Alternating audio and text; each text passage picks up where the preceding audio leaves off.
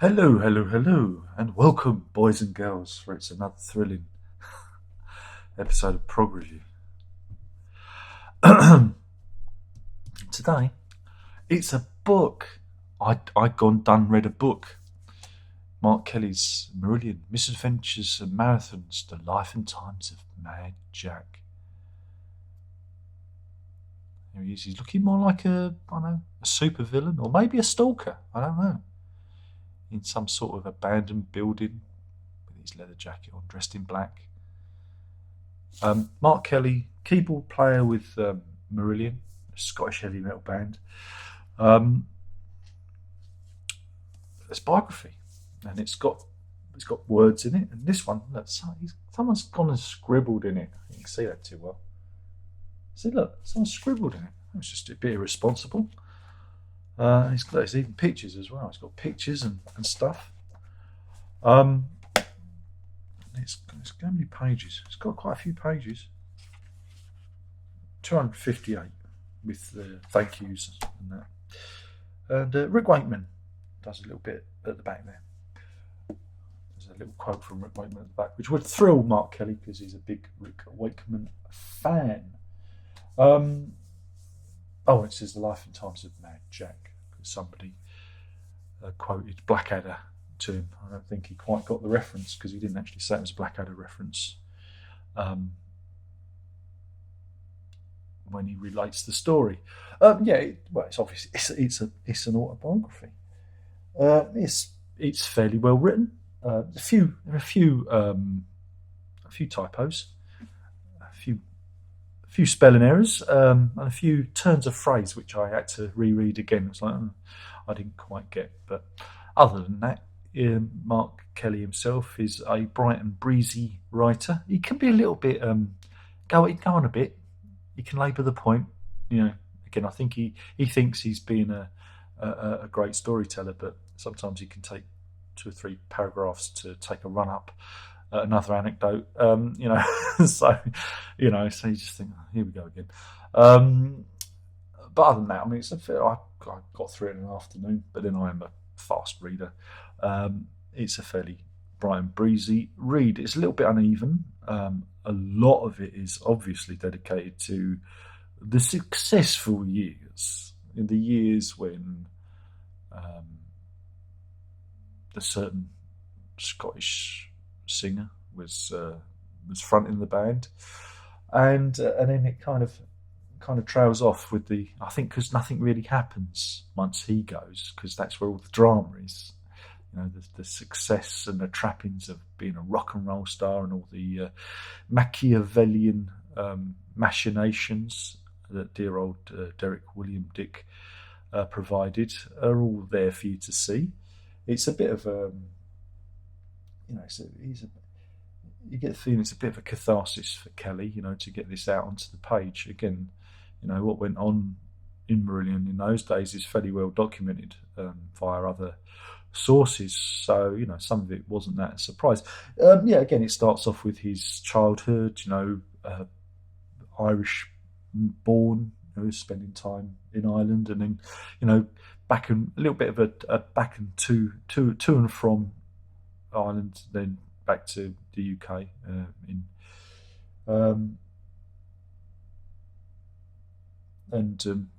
getting into music, obviously, and how he ended up getting the Marillion gig. All very, very interesting. Again, his love life. See, I was never a fan of Mark Kelly. He always come across as a bit of a, I don't know, a bit cold. It was always like, but again, it could be a little bit reserved. But his tangled love life doesn't endear me to him, because I'm old-fashioned. Because I'm one of those people that believes if you've got kids involved in the relationship, you see the relationship until they're old enough to understand that you're leaving. So to see him break up 2 families, to the point where his daughter is estranged from him, and he actually kind of hopes for forgiveness, in the book, kind of made me kind of, it's the old rock and roll lifestyle and the various conquests and that. It's like it was a bit. It does veer into almost Alan Partridge style self-reflection or lack of self-reflection. But that's not why you're here. You're here for the for his tales of dealing with Derek William Dick, who we know is an unpleasant character, and he doesn't come off very well in this either. Again, he was somebody who was determined to make the band a success at the cost of everyone. And again, and as Kelly writes, you had to be very careful what you did and said around the guy in case you ended up in the next song or being the subject of one of his lyrics.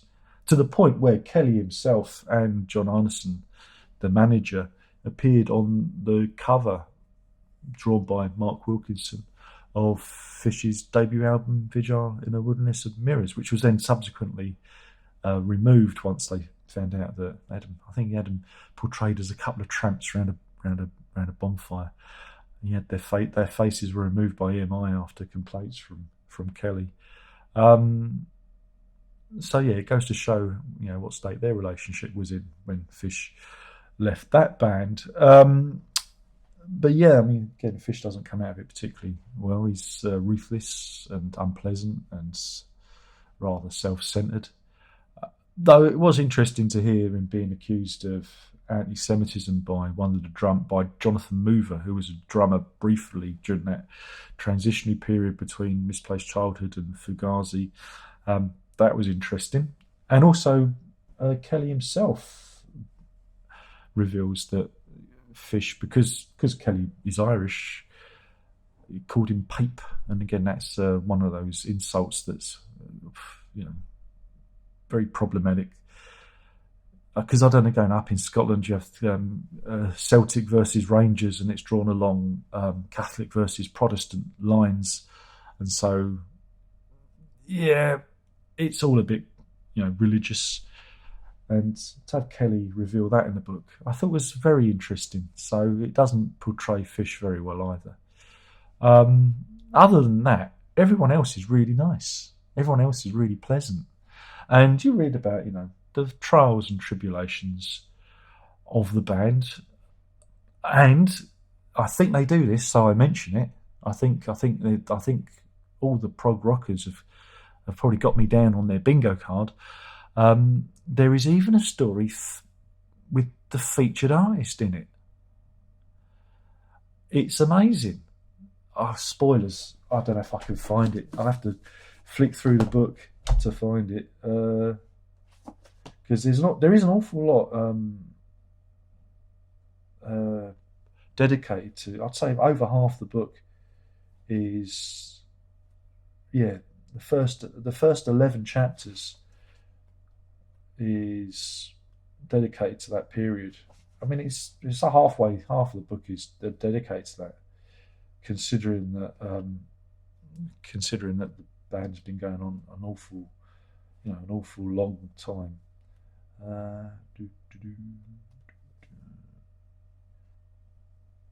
Just got to find. I'm never going to find it now, so I'm going to have to find the. I'm just going to have to tell you what happened. Spoilers. So they're playing the Hammersmith Odeon. I guess it would have been. I don't know. Would it have been Misplaced Childhood? Hammersmith Odeon, big gig, and the bar above the Hammersmith Odeon is like reserved for them and their entourage, and no one's allowed in until after the gig. But Mark Kelly and Fish go up for a little drop of Dutch courage to ease their nerves.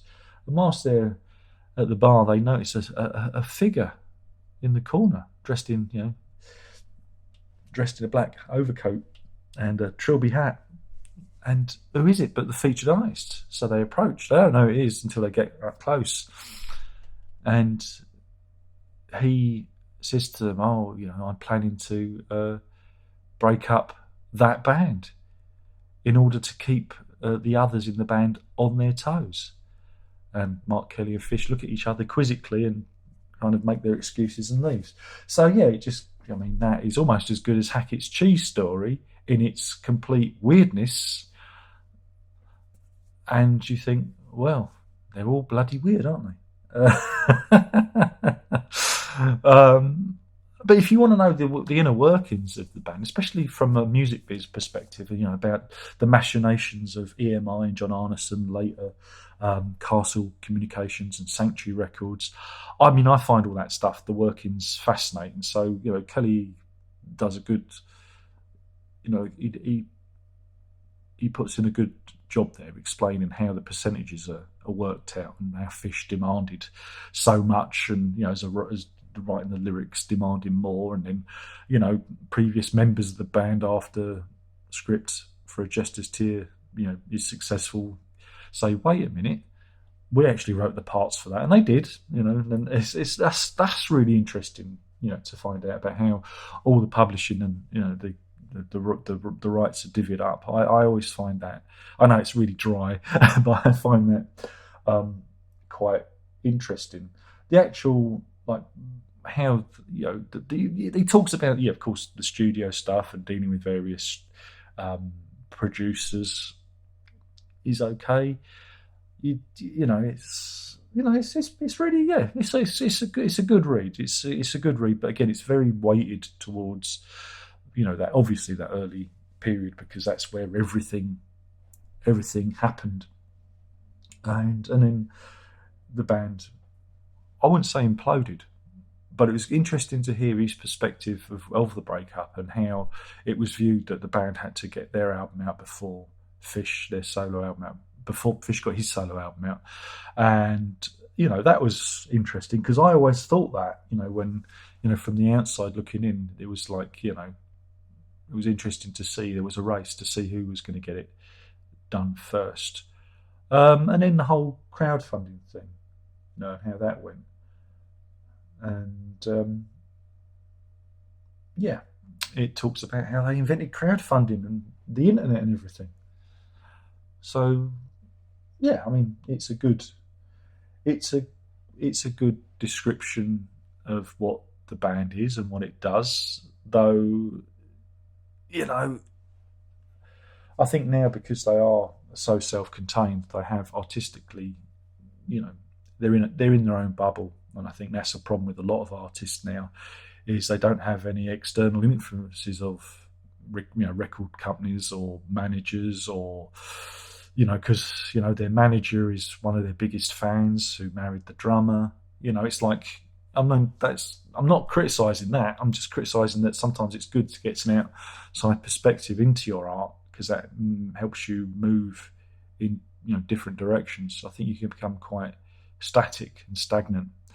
And that's my main. I like Marillion. I like what they did after Fish a lot more than the Fish era stuff. Because they did try and reinvent themselves and move in different directions. I've always admired them for that. But you can see, reading the book, how it's become almost like a cottage industry, and it's become very self-contained. And a lot of bands, we see it with Hackett and all those people. They've become very insular. And that's very different to, how they began,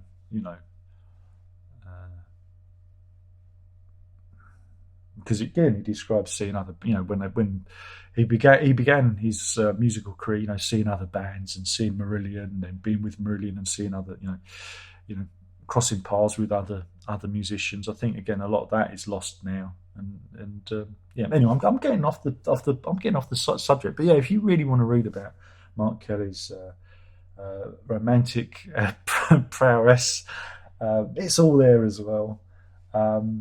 So you kind of got to give him. I've got to give him a little bit of slack for being so honest. He is honest. It is an honest account.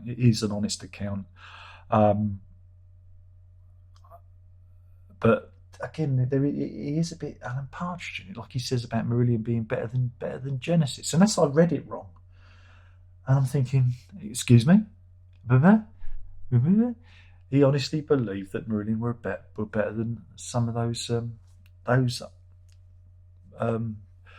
legacy bands, the forerunners in prog. I'm thinking, No, no, never. Are you crazy, man? Um, but yeah, I didn't really warm to him as a person. I think he's again. I didn't, you know, it's not. I don't really see him. Oh, again, I think he's very controlled. He's again a bit like Fish in that respect. You know, they know what's going on. These people know what the plan is. I'm not saying he's Machiavellian or whatever, but I think he's somebody he stands back and you know and works everybody out. You know, there's not. I don't feel that there's a lot of passion in it. You know. Again, I don't know if I'm expressing. You've got to read it. If you read it, you understand what I'm getting at.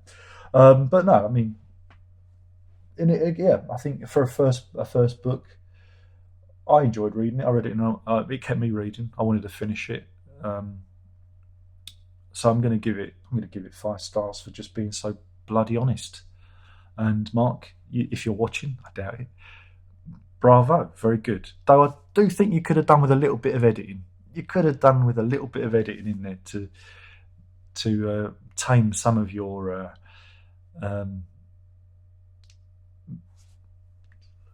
excesses, because I do think some of it you're like me, you drift off in one direction and then you have to pull yourself back again.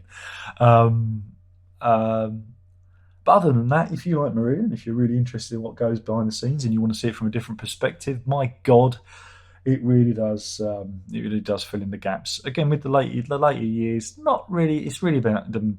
You know, you see. Again, I don't think it's necessarily the band. It's the music industry. You see the music industry changing around them, and Kelly expresses that very well. You know, it must be very hard to be stratospheric and then just see everything unwind.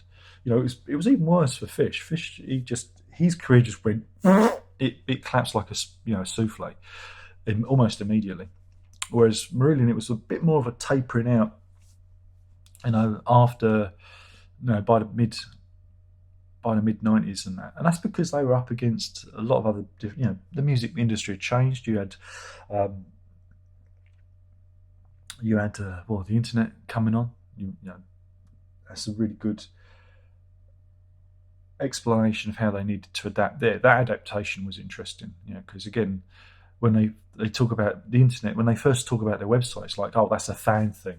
We don't need to be bothered with that. And I think a lot of bands and a lot of musicians were like that. They were like, oh, that's something that the fans can deal with, and we'll just carry on making music. And then there was like a light bulb penny drop moment where he goes, wait a minute, we can use this. This is like free advertising, and we can use this. And then they figure out that, hey, we could actually use this to sell CDs. You know, it's just those moments that are really kind of interesting because it seems so obvious with hindsight. You think, God, it's. I mean, I've always been trying to sell stuff via the internet, you know, and failing.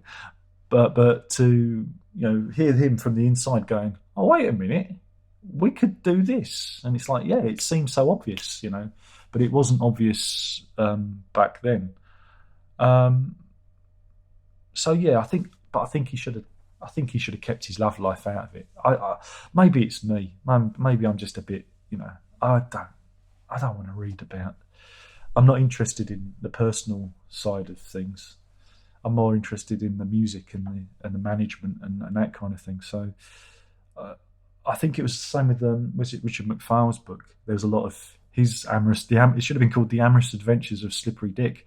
And it's like you read it, you go, oh, not again. It's probably because my love life's so boring, Maybe I'm jealous. Oh dear. But yeah, anyway, I recommend it. Saying that, I think it's a good read, and again, for a first timer, he does well. Though I think again, just a little bit of editing and a little bit of polishing, and it would have been a bit tighter. But that's just me being a critic. You know what I'm like. But other than that, yeah, good. Read it. I read it in an afternoon because that's how engrossed I was with it. and and but that first bit, it's really like his relationship with Fish, because he's worried he's going to get fired at any moment if he says the wrong thing. It sounded like a very dysfunctional, almost abusive relationship where it's like, oh, if I say the wrong thing, they might get a new keyboard player. I mean, I can't even imagine being in that kind of group dynamic, and it's a lot more relaxed once Hogarth comes in. That's why it's not boring, but everything just changes. Just the whole. It's more about being creative and where we're going next and how we're going to do things. That's whereas with Fish it was like, oh, yeah, and of course the drugs, the copious amounts of drugs. Yeah. That's probably why he's looking so miserable. He's just remembered all the money he spent on the drugs. Look, there it is. Look at that. And it also shows that in the music biz, you don't always make the money. It's the managers who make the money and the publishers. Anyway, thank you for watching. Hopefully this hasn't been too boring. I haven't gone too off. God, I've spoken for nearly 20 minutes. Oh God, how utterly tiresome. Sorry for that. Hopefully we'll do this again. And maybe I should do a Marillion review. There's loads of Marillion I haven't covered. I could do that, couldn't I? Anyway, thanks for watching. There's no more thing to say. That is PROG on.